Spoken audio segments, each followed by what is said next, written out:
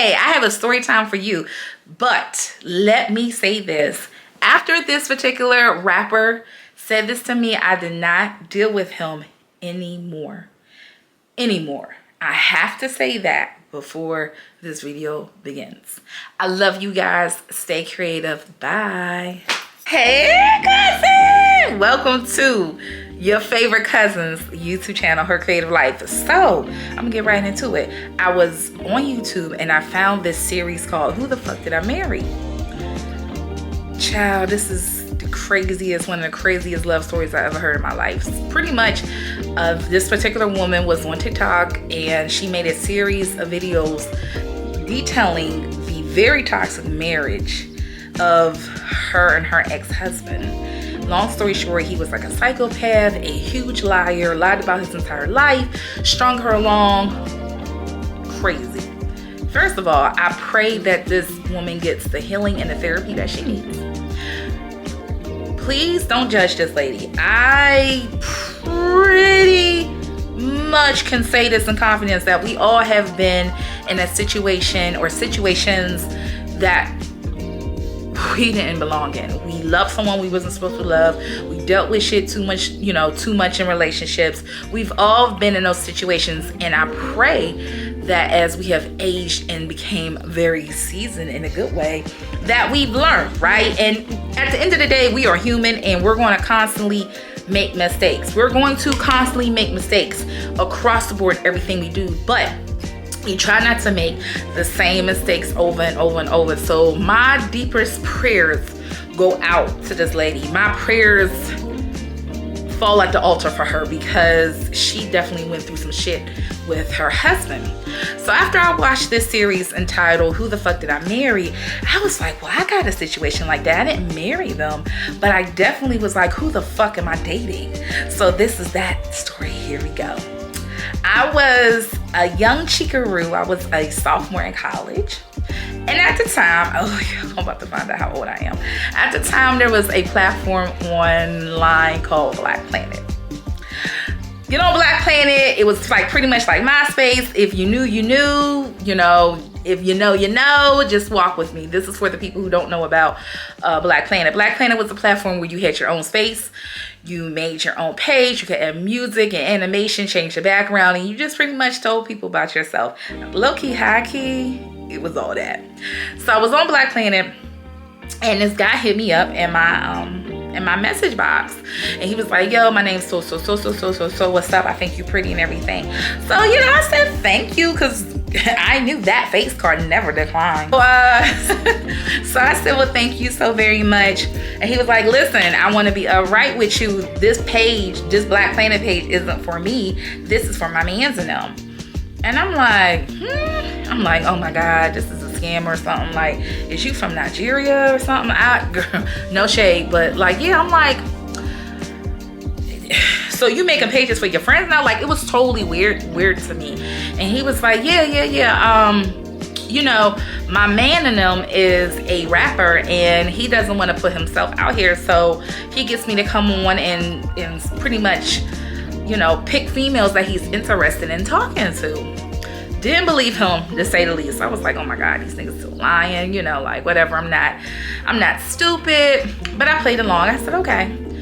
Another platform that I think is so funny to think about, and you had to be there, was Yahoo and AOL Messenger. So I said, bet, if your man's in them is who he says he is, tell him to Yahoo message me. I think I prefer Yahoo Messenger because Yahoo Messenger will allow you to like customize all your stuff. So pretty much tell your man's in them to Yahoo Messenger me, your rapper friend, and then I can see where it goes from there. Well, his rapper friend did not instant message me. His rapper friend did Yahoo Messenger me and validated he was who he was. To put the context into a time frame, this rapper was huge during 2004 and 5. He was huge.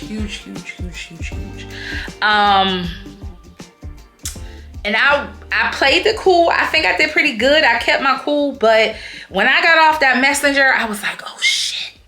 Oh shit. Oh shit. I can't believe so-and-so just reached out to me on, Yahoo Messenger. So the first thing I did was call my gay best friend, Courtney. I was like, Courtney, you need to come to my dorm room like right now. So he comes over. He's like, what's going on, girl? What's the tea? What's cut? I was like, listen, I'm talking to so-and-so and so. He did not believe me. He was like, bitch. I said, yes, I'm talking to so-and-so and so-and-so. And I told him the backstory. He was like, I would run that. I would run that. I would run that. I don't know why I'm whispering like I'm talking to him. But long story short, my gay friend was like, I would run that. I would get all the gifts and trips and money and everything else. So at first I'm like, I'm not that kind of girl. I'm thinking low-key, high-key in the back of my mind. I'm thinking I might become a rapper's wife. Blah, blah, blah, blah, blah. But then something came over me and was like, nah, sis. If he's talking to you, he's talking to 25 other different females, plus another 100 more offline, plus another 200 more in real life. So don't even play yourself. So I was like, okay, you know what I'm gonna do, Courtney? I'm just gonna play it cool and I'm just gonna enjoy the moment. And that's what I did, enjoy the moment. Now this particular rapper, he is still relevant. He is still around. He's not necessarily an A-lister, but he's somewhere between a B and C, but he's definitely more towards the B. So he's still relevant. He treated me like a queen. Trips, flew me out, went to concerts. I went to a couple other college homegoings with him, stayed backstage, all this good stuff. Mind you, I hadn't given him none. I never gave him none, very intentionally, because in my spirit, I just felt like, if you ain't getting it from me, as soon as you drop me off and send me back home, you got somebody waiting there to do what they do for you. So I'm not gonna be that girl. But did he send me money? Oh, absolutely. Like I said, flew me out, paid for my books for my semesters, paid one semester off for me completely in cash. Then he had this thing where he would send me flowers and he would have money stuffed in the teddy bears. I remember one particular time, I think it was a Valentine's Day, he sent me so many flowers that my dorm room looked like a funeral home. Like, it looked like, I don't want to say funeral home, that's kind of morbid. It looked like a floral shop. My dorm room was full of flowers. And when I say it had to be at least 15 bouquets of red roses. It was so many flowers in my dorm room. I was giving away flowers. I was like, you don't have a Valentine's Day? Well, come to my room for 20. I take some flowers. Take a whole bouquet. It was like between 15 and 20. It was like 20. No. It was 20 bouquets of roses. And each bouquet had no less than 40 roses. Girl, I was so sick of flowers. So just to give you a little bit of background, he spoiled and wined and dined me.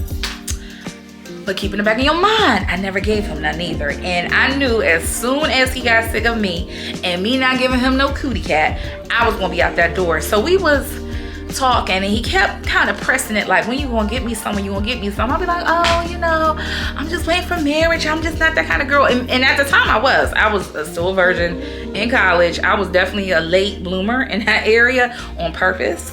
I said, well, I'm just chilling. I'm just relaxing. No. He was all right, bet. So finally he got tired of it and he was like, I'm totally going to disrespect this chick. It is what it is, scores for the car. So we was on the phone. He was like, yes, I'm talking to this chick. Oh, okay. I'm glad he's getting it all out. I'm glad we getting all this out the way. I knew this was going to be our last conversation. He was like, yeah, so I'm talking to this chick. I went over to her house. I went to her room. She got posters on the wall.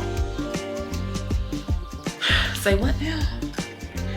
First of all, even in 2004, 2005, I had stopped putting posters on my wall when I was a high schooler. In high school, okay? I was putting posters on my wall when I was in middle school, high school, and all that stuff. And I was like, oh, she had posters on the wall? Yeah, she had posters on the wall. But I didn't give a fuck. So I finally asked her, how old are you? I'm 14. And then he tells me, I said, fuck it, and I hit it anyways. Say what?